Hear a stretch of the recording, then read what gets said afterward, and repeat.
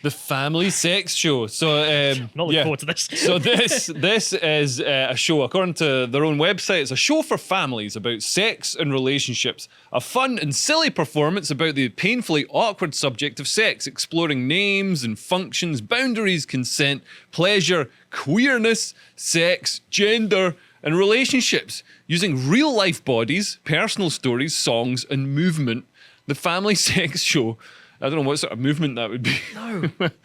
In and out.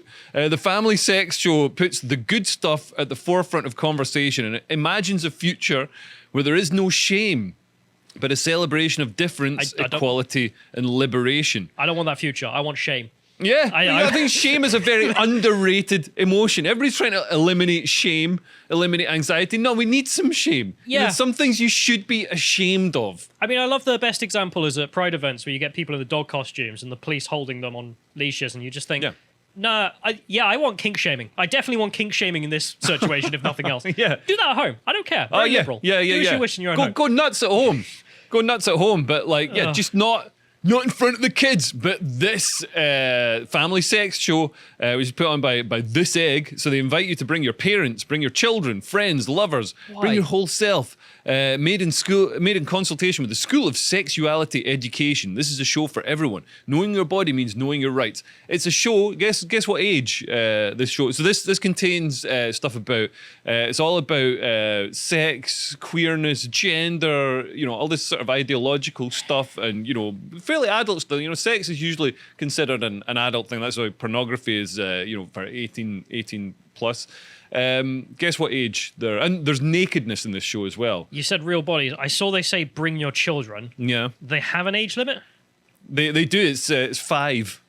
Oh, thanks for that. So you can't bring a 4-year-old because that would be inappropriate. You know what I mean? That would be shameful. But a 5-year-old, that would be fine. Yeah.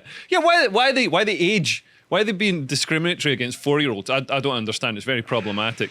So in looking at the FAQs, so they've got this thing that answers questions, which does absolutely nothing to reassure me. So their plan is I love that. Most asked questions. Why are you making this? Yeah. It's a good question.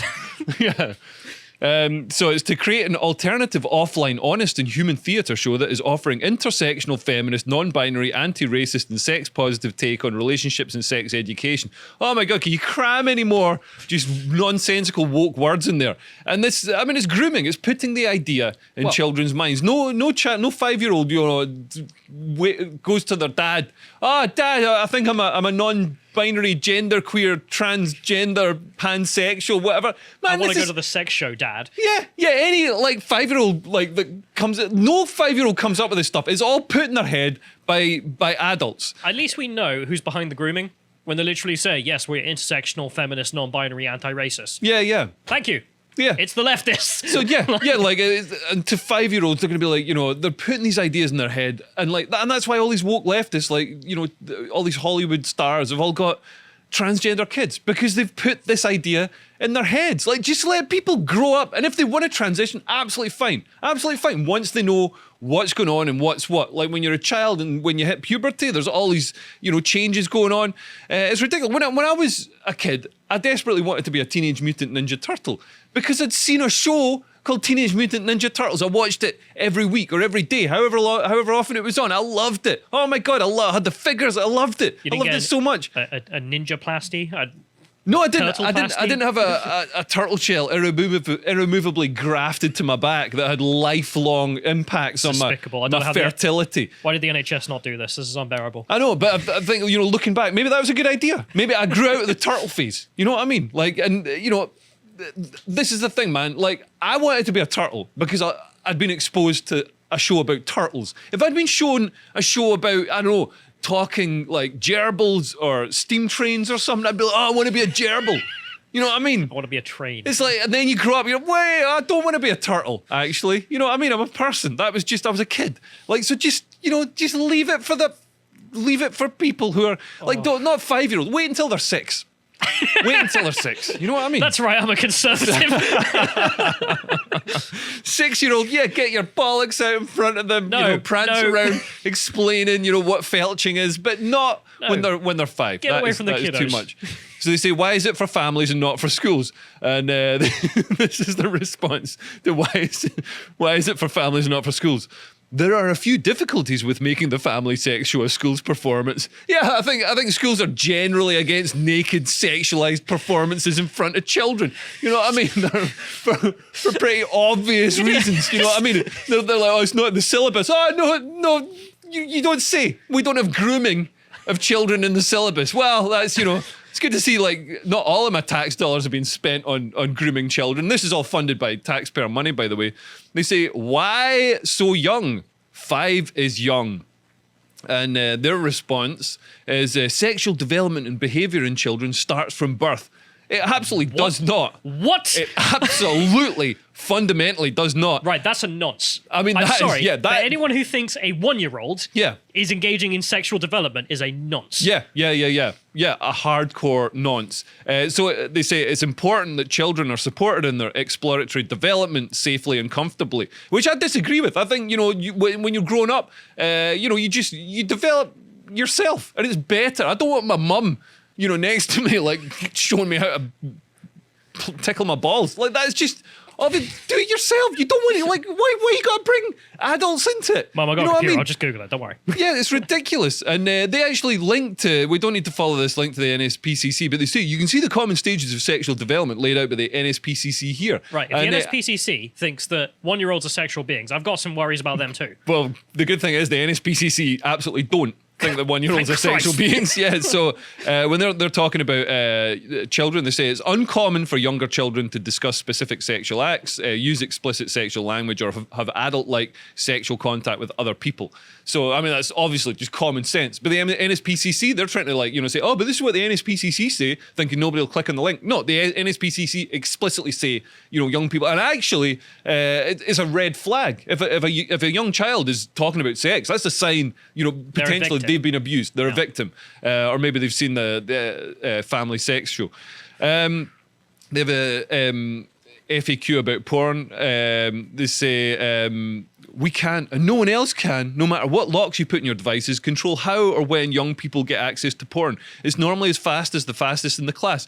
Listen, you got your kids with you till they go till they go to school. Man, 5-year-olds don't have phones. Like, what are you talking about? Yeah, and also you can put locks in your phones. Like, when they go to school, the phone goes in the locker. They don't have their phone with them in class. Parental locks. And like people are like, oh, but they'll have burner phones. Like, 5-year-olds don't have burner phones. What, your 5-year-old kid is selling crystal meth? Like, no, but like the school Wi-Fi, that's age restricted. Yeah, the school Wi-Fi generally locks out Pornhub. Mobile data in this country is by default age restricted. Yeah. So unless the parent has gone in and turned that off for them. Yeah. No, they can't. It won't be the parent doing it. It'll be one of these blooming nonces from This Egg Theatre Company. But there's an FAQ. Will people get naked? There is nakedness, yes. At one point in the show, everyone on stage takes their clothes off to the level they feel comfortable to, which for the extra noncy performers is going to be obviously like, gaze inside my gaping anus. For some people, that's taking off all their clothes and being completely naked. For other people, that means taking off bottoms but leaving underwear on. For others, it's not taking anything off at all. This moment lasts approximately 5 minutes. But I should imagine it feels like it lasts about a week. Oh, please, by the way, please bring your kids. Yeah. I am sorry, but this is messed up. And then they've got a link to resources. And this is the link. Let's just click. It's got like massive boners. You can't. This is supposed to be for kids, and they've got massive boners. Look, it's in Bristol, right? I can't remember which county that is, but Wiltshire Police, if you're listening, I know you're investigating more hate crimes this week. I know that's your most important thing that you do. Oh yeah. If you've got turn up in the rainbow cars. If you've got 5 minutes on your hands, could you maybe give this website an overview and wonder whether or not it's a police matter? Yeah. Everyone was like, oh, how could Jimmy Savile get away with it in plain sight for so long? Are you mental? We're spending taxpayers' money to send nonsense into schools to, like, get naked in front of kids, and you're wondering how Jimmy Savile got away with it. Man, at least Jimmy Savile had the good grace to do his paedophilia in private, and I respect him for that. And he raised a lot of money for charity. He wasn't, He wasn't 100% invite your kids to my sex show. Yeah. I suppose so. The bare minimum. Oh, God. Jeez. It's not even funny. Yeah, the minimum's not the only thing that's bare. And if we move on to the next one, this is them recruiting. So they're looking for collaborators and performers. Of course, yeah, they're allowed on Twitter. Why not? Yeah, that's fine. Like and if you scroll down, it says what sort of performers they want. So it says, it's being made for a family audience. So we're looking for one cis man, one performer from the global majority, including those with mixed heritage and/or who identifies as queer, trans, deaf, disabled, neurodivergent, and is for working class backgrounds. What? Why don't you just hire somebody who can do the job, and it doesn't matter if they can. I don't know why they always a global majority. At least they've stopped calling them minorities. Well, no, they've changed it here. This is a debate they're having. It used to be Yukma Gamur. What does that mean? UK minority, ethnic, or global heritage minority, and then of course Yukma Gamur doesn't sound very human. So they've transferred it to global majority, which still doesn't really sound human. Yeah, it also sounds like a threat. Like they're threatening you with like, yeah, we're in charge, which is weird. But then also, shouldn't we be trying to help minorities in society, not the majority? Yeah. But either way, just say no white men. I'd be less offended, frankly. Yeah. Just we know what you mean. You don't want any straight white men because they're seen as bad these days. And I've literally seen it. I've seen it on Instagram. People having rows between each other and calling each other cisgender. And then they're like, I'm not cisgender. It clearly states in my thing I'm genderqueer. I'm bisexual. I just never. So they've just men. flipped the old playground thing of instead of like you're gay, now they're saying you're cisgender. You're straight. You're straight. That's a South Park sketch. You're white. It's disgusting. That's so gay. If we move on to the next one, of course it gets a nice generous write up in the Groomer's Almanac, The Guardian. There's a picture of it. I mean, what did you think they were going to look like? What did you think? That's also a picture of West Midlands Police SWAT team. But what did you think they were going to look like? And they say there was the purple soaked tampon, the classic condom rolled up in it. This is them criticising previous sex education.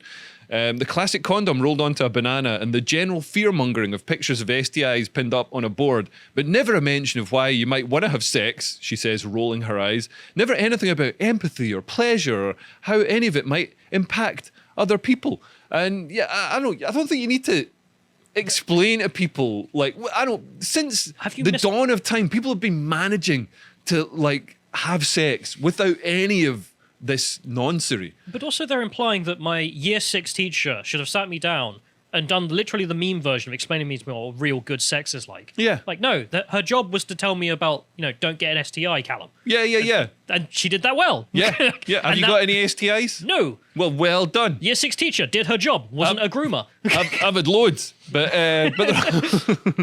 but yeah, and also like this idea that people need to be explain that sex is pleasurable. You work that out on your own. Like woke people are so conformist; they never imagine that people might work this stuff out on their own.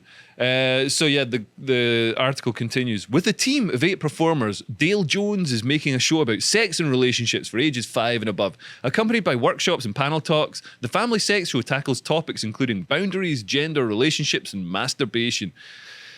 The argument against sex education for younger ages has repeatedly been that education is indoctrination. The more we tell our children about sex, the more tempted they will be. The more tempted a 5-year-old will be to have, like, it's a 5-year-olds aren't tempted to, it's mental. It's all phrased. Again, the whole conversation is phrased in the way that children should be engaging in this. Should be engaging with it and are aware of it and are informed enough to give consent. And this is a very worrying thing. You're seeing with the transition stuff, they're saying, this 8-year-old wants to transition. It's like, and it's I mean, for a start, transitioning is something that I don't think an 8-year-old can give an informed consent about. But also, they're saying, this 8-year-old can give consent to be transitioned. So what else can it give consent to? That's the worrying thing. That's where this discussion around this is the path it's leading down. I still can't get over how left-wing circles are publicly able to do this and just not be investigated by the police. And could you imagine this in any other setting that has this sort of criticism? Like if a Catholic priest came up to your son and was like, "Let me tell him about how good sex is." Yeah. If you were at the Scout Hut with your 5-year-old and he was going into Cubs or whatever it is, and then the Scout Hut leader was like, "Hello, let me talk to Billy for a minute." Yeah. No. Yeah. No. Yeah. You're there to do can't teachers just focus on teaching maths and stuff like that? Like, if it's going to be about sex, it's usually just don't get pregnant whilst you're 13. Yeah. Don't get pregnant. Use contraceptions. You don't get any STDs or have a baby before you want one. The article also says, avoiding conversations about our bodies and how we use them is far more dangerous. Knowing your body is about knowing your rights. And it's not. The Universal Declaration of Human Rights, Article 12, no one shall be subjected to arbitrary interference with his privacy, family, home or correspondence, nor to attacks upon his honour and reputation. Everyone has the right to the protection of the law against interference or attacks. So they shouldn't be interfering in family life and private life. This is something for families to do. And history has shown us, parents are always the best people to raise children, generally. Because they're the ones who care about them the most. They're the ones who care about them the most. There are edge cases, of course, but no one will care about your child more than anyone else. Yeah. The best example I have for this is for every bloody book we've done about China and North Korea when they've gone through a famine. Yeah. And the children are carted off to be with cadres. And the cadres, who are not family members, treat children like utter scum and end up getting them all killed. Yeah. And it's just like, right, when you take it to its extreme, we can see what's true. The family unit always survives. The families are best for raising their kids. Yeah. And we're including adoptive parents in that, but we're talking about the family, not, apparatchiks from the state, not theatre companies. It's created a framework, a structure where a pedophile could certainly come into this theatre group. How would you know? How would you know what the difference was? Because a regular paedophile gets naked in front of children. These ones get naked in front of children as well. So you're not even going to notice any warning signs. You know what I mean? What would be the difference? It's created a situation that could be exploited by paedophiles.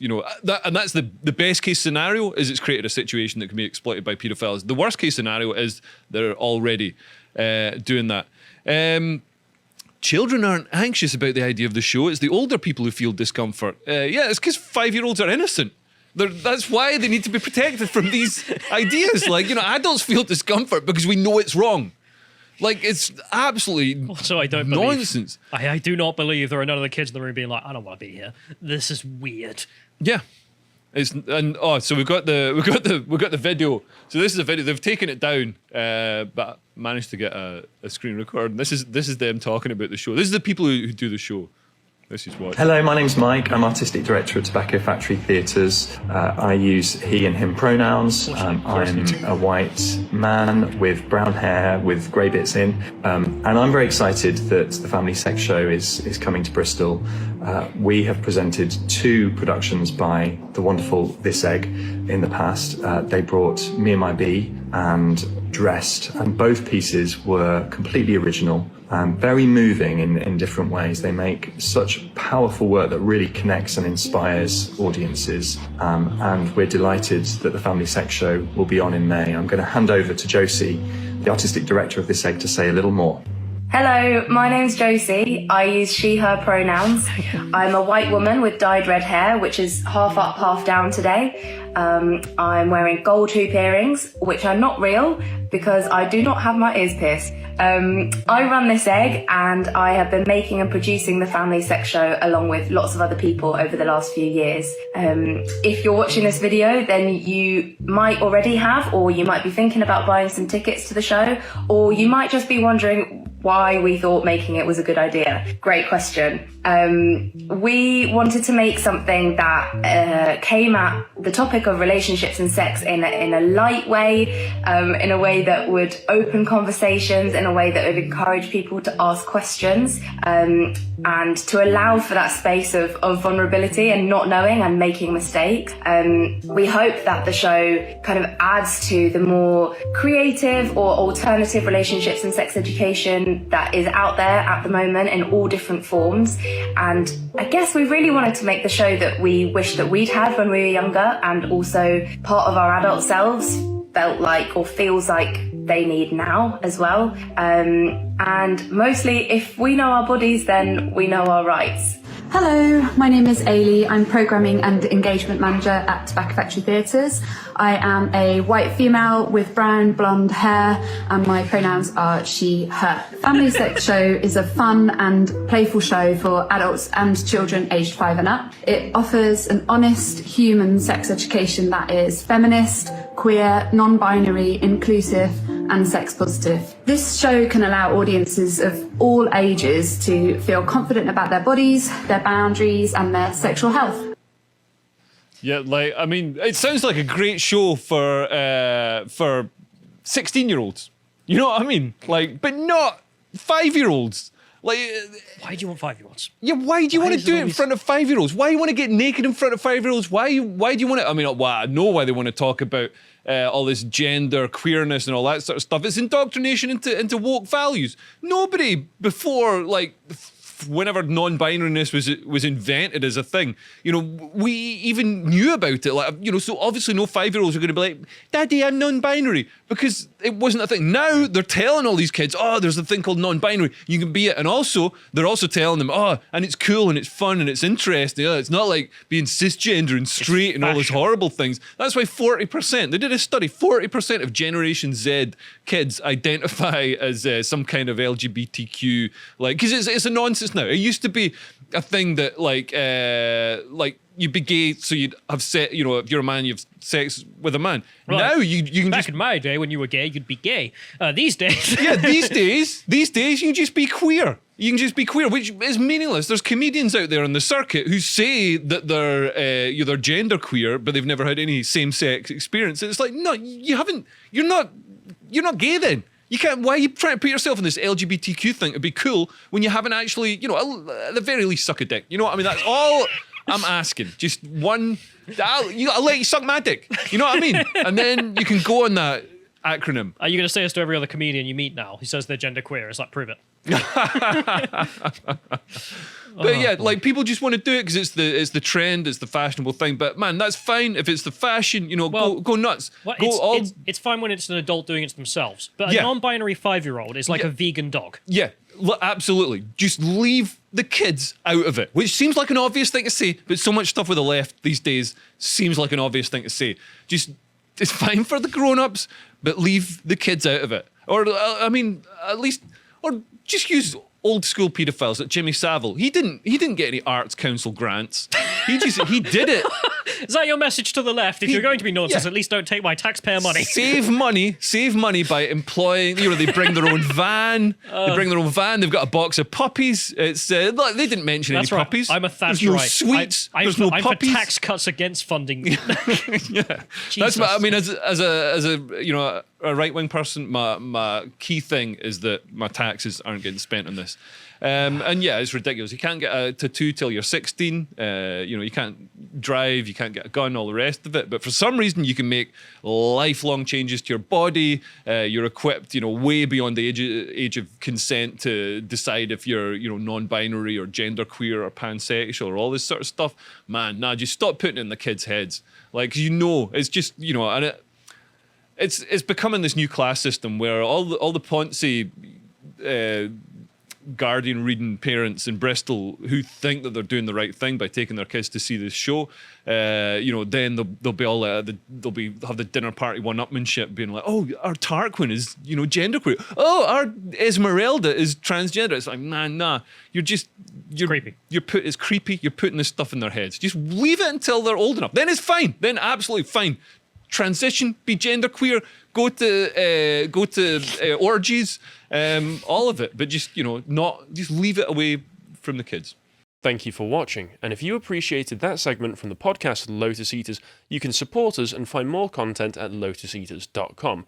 For instance, this new article from Josh Firm, The Unknowability of the Global Elite. And if you would like to find more from him and follow him, you can find him on Getter at Josh_Firm. Thank you and goodbye.